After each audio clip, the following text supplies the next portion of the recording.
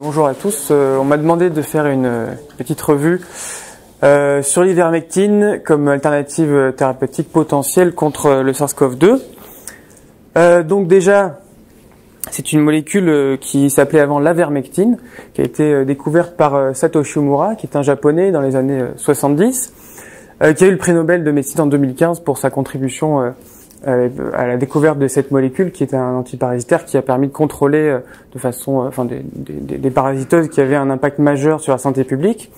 Et c'est issu de la fermentation de bouillon de Streptomyces avermitilis qui est une commensale des sols. Donc cette molécule est connue depuis 40 ans. Il y a environ 3,7 milliards de doses qui ont été distribuées dans le monde. Les indications principales sont les filarioses, la strongyloïdose, la gale et l'onchocercose, la cécité des rivières. La seule contre-indication que j'ai pu retrouver est l'allergie aux excipients ou à la molécule en elle-même. Les interactions sont très rares, il n'y a pas d'interaction avec les cytochromes notamment, et il y a quelques surdosages en INR, en warfarine qui ont été rapportés.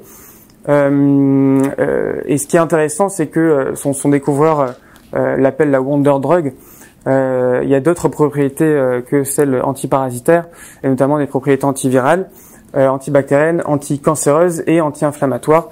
Et moi, je vais m'arrêter sur les propriétés antivirales. Donc, en termes de pharmacologie, les effets indésirables les plus fréquents sont la céphalée, la fièvre, les vomissements, quelques élévations des transaminases, des adénopathies, un prurite et des rages cutanées. Ce qui est intéressant, c'est que dans l'onchocercose, c'est les effets indésirables qui sont souvent dus au relargage d'éléments parasitaires dans la circulation. Et donc, quand ce relargage est très important, dans l'onchocercose, on appelle ça la réaction de Masotti, qui est une sorte de réaction d'Exemer, mais en moindre intensité. Et puis, il y a des cas d'encéphalopathie dans la loase, sévère, et des cas d'hépatite aussi sévères.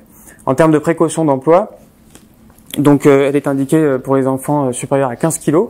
Les femmes enceintes, il marque un peu partout si nécessaire et si besoin, parce qu'il y a des études, c'est un peu contradictoire, des études chez l'humain qui montrent pas de risque tératogène, des études chez l'animal qui en montrent un petit peu, donc dans le doute on dit on peut en donner que si besoin. Mais l'allaitement, il n'y a pas de problème, les personnes âgées, il n'y a pas de problème, et surtout les insuffisants rénaux, il n'y a pas d'adaptation de dose nécessaire. Donc, les propriétés antivirales, elles ont commencé à être découvertes en 2011 avec une équipe australienne, c'était l'équipe du docteur Wagstaff, sur le VIH. Et c'est intéressant parce qu'ils ont émis l'hypothèse que l'ivermectine agissait sur les importines, qui sont des molécules qui vont permettre d'importer les matériels et protéines virales à l'intérieur du noyau pour pouvoir fabriquer des virions. Donc voilà, l'étude principe est ici. On voit notamment la colonne gris clair qui est le groupe ivermectine et la colonne noire qui est le groupe sans addition d'aucune molécule. On voit qu'il y a une diminution d'une part de l'intégrase intranucléaire et d'autre part une diminution des signaux de localisation nucléaire qui permettent ce passage dans le noyau. Et là vous avez la même chose mais en fluorescence. On voit qu'ici ça brille, ici ça brille plus avec l'ivermectine, donc il y a eu un problème sur ce passage intranucléaire. Il y a une action aussi in vitro qui a été prouvée sur la grippe en 2016, sur la dengue, le Zika, et puis beaucoup d'autres virus de la même famille, le chikungunya, le West Nile virus, la fièvre jaune, l'encéphalite attique et l'encéphalite japonaise. Alors, du coup, c'est le docteur Kali, qui est aussi un Australien, qui travaille dans la même équipe que celui qui avait découvert l'action de l'ivermectine anti-VIH, qui s'est dit pourquoi pas une action sur le SARS-CoV-2. Et effectivement, cette étude est sortie en mai 2020. Elle montre plusieurs choses. Elle montre qu'environ 100% des ARN viraux sont éliminés à 48 heures d'incubation dans des cellules humaines avec de l'ivermectine. 90% des virions qui sont éliminés à 24 heures. Et dans cette étude est sortie une concentration inhibitrice 50 à 2 micromolaires environ. Et il revient sur ce mécanisme qu'ils avaient déjà étudié auparavant en 2011. Il y a aussi des études in silico celle-là est sortie un peu plus tard en novembre, qui montrent effectivement que la conformation de l'ivermectine est compatible avec certaines protéines virales, et que notamment celle qui avait, une des molécules qui avait plus d'affinité pour l'ivermectine était l'importune alpha, comme était marquée l'hypothèse du docteur Cali. Alors les études in vivo sur l'animal, donc cette équipe colombienne a fait un modèle murin d'infection à SARS-CoV-2 intrahépatique. En fait, ils ont injecté du virus par voie intrapéritonéale et puis ils ont traité les souris par ivermectine. Alors il y a deux choses qu'ils ont étudiées. La première, c'est la charge virale intrahépatique. On voit ici que les souris infectées sans ivermectine ont une charge virale élevée. Les souris infectées avec ivermectine ont une charge virale moins élevée, et puis ici le contrôle négatif. Et puis la deuxième chose, c'est la présence en fait de nécrose hépatocellulaire. Donc là ici en A, vous avez le foie d'une souris qui était infectée sans ivermectine. On voit macroscopiquement, on voit un peu mal sur la diapo ici, et microscopiquement des foyers de nécrose intrahépatique qui sont moins présents chez la souris infectée et traitée, qui ressemblent plutôt dont l'aspect macroscopique et microscopique ressemble plutôt à une souris non traitée qui est ici. Alors si on s'intéresse aux études chez l'homme, les études cliniques, j'ai eu la chance de regarder cette étude du docteur Pierre Corey, qui est un urgentiste américain, qui est sorti le 13 janvier et qui est une revue de toutes les études sur 3 plans notamment.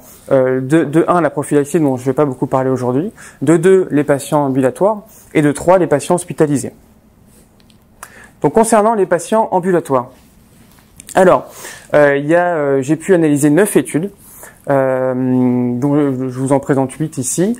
Les 3 gros points sont 1, la récupération clinique, qui est on va dire un peu plus rapide avec les traitements par ivermectine. En fait, il y avait 4 essais contrôlés randomisés, 4 études de cohorte qui étudiaient, donc issues de pays différents, qui étudiaient des doses d'ivermectine différentes, souvent associées soit à la doxycycline, soit à l'azithromycine. Donc la fréquence de prise et la posologie était à peu près égale à celle qui est actuellement recommandée pour les traitements des parasitoses cités avant. Donc l'action significative était 1 sur la récupération clinique, 2 la détérioration avait l'air, le pourcentage de patients se détériorant, c'est-à-dire ayant besoin d'hospitalisation ou d'oxygénothérapie était un peu moins importante. Et puis les études de cohorte étudiaient aussi un petit peu la mortalité qui semblait être là aussi significativement moins importante que dans les groupes contrôlés. Alors ensuite pour les patients hospitalisés, donc là il y avait 13 études. Je vous présente ici les 5 essais cliniques randomisés. Là aussi, des comparaisons entre combinaisons de traitements. Ici, ivermectine avec azithromycine. Ici, ivermectine avec doxycycline. Souvent comparé au standard of care, qui comprenait d'ailleurs souvent aussi l'hydroxychloroquine et l'azithromycine. Donc, ce qu'on peut voir, si on regarde la mortalité, il y a une tendance à une diminution de mortalité. Pour certaines études en tout cas, par exemple si on regarde cette étude que je vais détailler un petit peu après, on voit qu'il y a une mortalité chez les gens traités par ivermectine versus les gens qui sont traités par azithromycine qui est beaucoup moins importante, de l'ordre 1 versus 22%, ce qui paraît assez étonnant et énorme. Et il se trouve que dans cette étude, ils n'avaient pas inclus de patients de plus de 80 ans, qui sont quand même une population qui décède beaucoup. Et par ailleurs, il n'y avait pas d'analyse multivariée qui permettait d'équilibrer un petit peu les facteurs de risque entre les patients. Ce qu'on regarde aussi, ce qui est observable, c'est qu'il y a une tendance à la diminution de la durée de séjour, ainsi qu'une tendance à, on va dire, à la diminution du portage viral avec une clairance virale plus importante. Voilà, donc ça c'est l'étude dont je parlais juste avant. Quand on voit ce diagramme, on se dit peut-être que c'est assez impressionnant et qu'il y a quelque chose de significatif sur la clairance virale. Et en fait, c'est la seule chose, on va dire, c'est pour ça que je l'ai mis ici, qu'on peut sortir et conclure de cette étude. Voilà, concernant encore une fois les patients hospitalisés, mais avec des études observationnelles cette fois. Donc je vous en présente 5 ici. Il y a 2 études qui sont à détailler, à mon sens, c'est-à-dire une première étude de l'équipe du docteur Rachter, qui est aussi une étude de Floride que j'ai trouvée excessivement bien faite. Pourquoi ? Parce que elle est observationnelle. Il n'y a pas de limite d'âge, elle est très calquée sur le réel de la prise en charge et des soins. Et en plus de ça, ils ont fait l'effort sur un nombre de patients quand même conséquent. C'est-à-dire qu'il y avait 170 patients qui ont reçu l'ivermectine en plus du standard of care et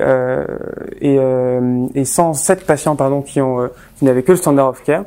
Ils ont fait l'effort de faire une analyse en proportion de score et une analyse multivariée qui est quand même très pertinente.